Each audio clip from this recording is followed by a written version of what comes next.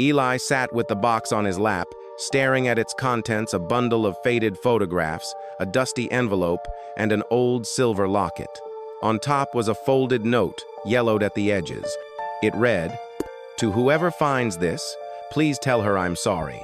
Eli looked closer at the photos. One showed a young couple in front of a brick house, the same house he was living in now.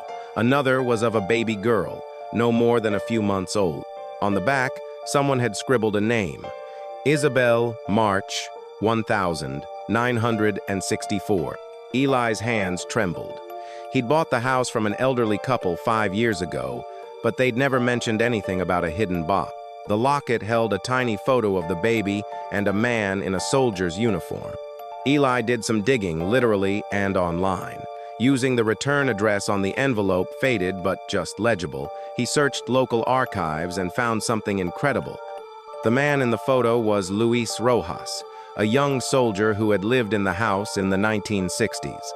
He was deployed shortly after his daughter Isabel was born and never returned. The box under the tree?